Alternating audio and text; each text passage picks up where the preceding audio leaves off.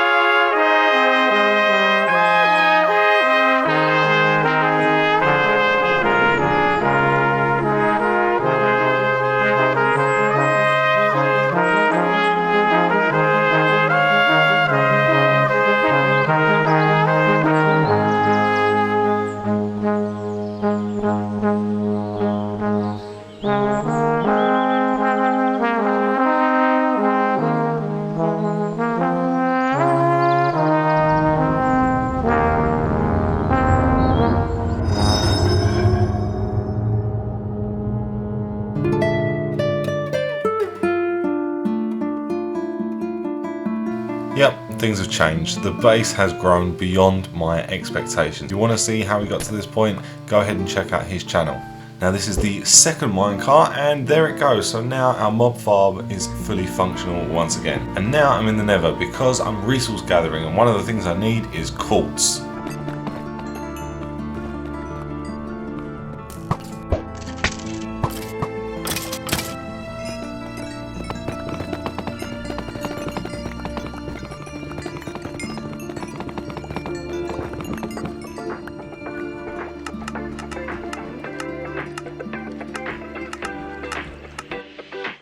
And with these cracked stone bricks that are rolling in, I think I've got the last of the resources that I need to complete the project that we're going to be doing today, which is going to be building a villager trading hall, because we don't have one. And when I say that I've collected resources, this is what I mean. We've got shulkers full of all of the resources that we're going to need to put together a pretty decent build. I don't know where to start, if I'm being completely honest. I've outlined around the outside, as you can see here. I've even tried to mark out where the villager cells are going to go, but I've realised that actually I need to put beds in these spots, so I better get rid of these, because the beds are actually going to go in here a little something like this. Mind your own business, pig. Actually, I want it on a bit of a raised plateau, which means this grass behind me has got to go. And now it's gone, I can actually get to work on building up the outside perimeter of the plateau, which is looking a little something like this at the moment. And I'm thinking, hang on, this needs to go. This is in the way, 2 seconds. Okay, so now that's out of the way, I can actually start to place the blocks, and I think I'm going to go with that old broken stone, old ruin type feel. It's super easy to do, and I've got a lot of work ahead of me. So a little swing back and take a look. Not bad. Alright, I like the fact that there's no symmetry to this whatsoever, so actually, yeah, I can live with that. That's alright. You know, I used to find these big oak trees quite a pain to take down, but with shears, it's actually quite satisfying. couple of days have passed since my last clip, and I'm here in the nether with Rick because he's got something to show me. If he's built a ghast farm, this bloke is an absolute legend. It is. Look at that ghast up there.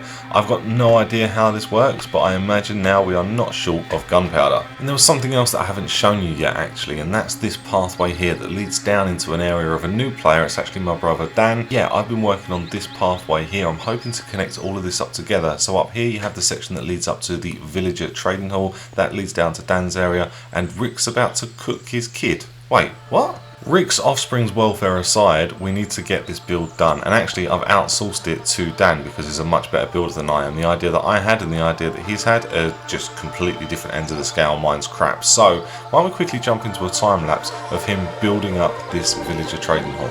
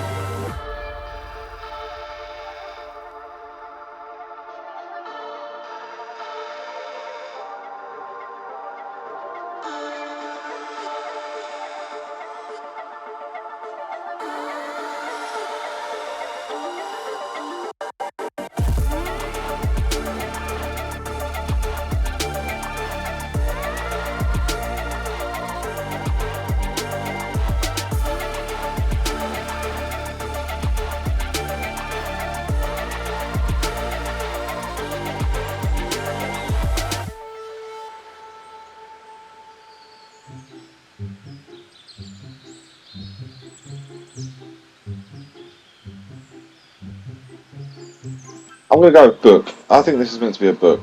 It does kind of resemble a book. Yeah, I agree. Kind of looks like the stern of a ship. Yeah, from the front. at first glance, that's what I thought. Rick's such a Tammy Dodger. Right, 500 diamonds, please. I think we should do it. Oh, give him 500 Give him diamonds. 500 diamonds, yeah. How long do you reckon that would take for us to get? Oh, I don't know. I mean, always start a shop that's in high demand. We could get one floor layer in here. But I don't know which layer where it's gonna be, because that's 3 high, isn't it? So that could work. By a floor layer, do you mean as a base for everything to be built on up top, or just so that we can have like villagers around the outside? Don't like that. no? No, take that down. Well, What about if we had a section in the middle and you walked around the outside? we could have this ground floor that we're on now as like our maintenance area kind of thing. Yeah. So obviously you'd come up into the temple. For example, there'd be like stairs there. You'd have the stairs come down onto this first floor, and then this is where all the villagers would be on that first floor, and down here is where all the work goes on. So then we can just focus on making this little room below the temple nice and fancy looking. The only thing with that is then you lose the... It would have been nice to have kept this open plan, because you lose the fact that it's a temple from the inside. But yeah, you're right, I mean... But then if you want to keep the temple plan, then all we've really got to do is get us some slabs and stairs, stair off here, like where the dirt is, and put slabs underneath it so it looks a bit nicer. I'm going to give you some of the white concrete powder. Yeah, cool. Ow! Ho ho! I'm so glad I decided to grab... What the fuck?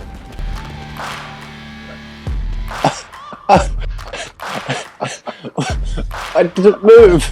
I was sleeping on the bed, I just saw your shit fall from the sky. I landed on your water thing, right, and destroyed my totem of undying. So I'm so glad I got one of them. Didn't move, and then all of a sudden just blew up. It's just the remnants of your being just sprawled all over the... So we decided that we wanted to make the floors out of white concrete, and for that we were going to need a concrete maker. So guess what I did next?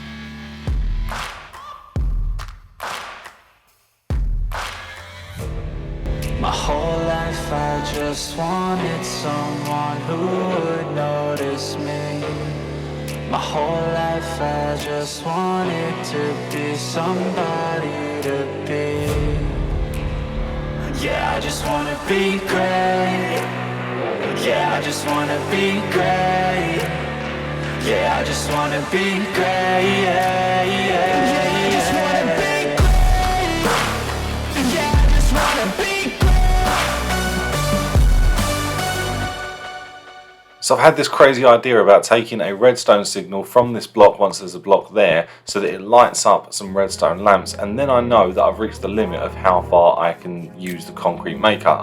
That lights out. Right, I need to fix that quickly, and I'll just go ahead and encase the lot. Meanwhile, Dan's working on these lamps at the side to try and make them light up when the machine can be used, but he's not having much luck at the moment. And the area definitely needed some decoration, so I've just done this for now. I've never used copper before, I feel like that works though. Meanwhile, back at the temple, the floor is in and it's looking good, and now Dan is just working on the general perimeter and the villager cells. Progress has been made since the last clip, and we've managed to get in the second layer from the outside. This is looking good. But on the inside, let me just show you, if I just very quickly drop in, we've got this second layer here, and we're just sticking the glass in place because we wanted it to still have that open room sort of feel, but still be utilisable. So that's what we're doing here. And from this perspective, it seems like that tree and that landscape is blocking the statue, and that's no good. So I think I'm just going to flatten this down and take down some of these trees just so we've got a bit of a better view. So I'll do that in a time lapse. That's the last thing that I'm going to leave you with in this episode. So if you've enjoyed it, please do leave a like, and if you really loved it, don't forget to subscribe. Feel free to go back and watch from episode 1 if you're new here. Go ahead, the playlist is there ready for you in the description. That's it for now. I'm out. See ya.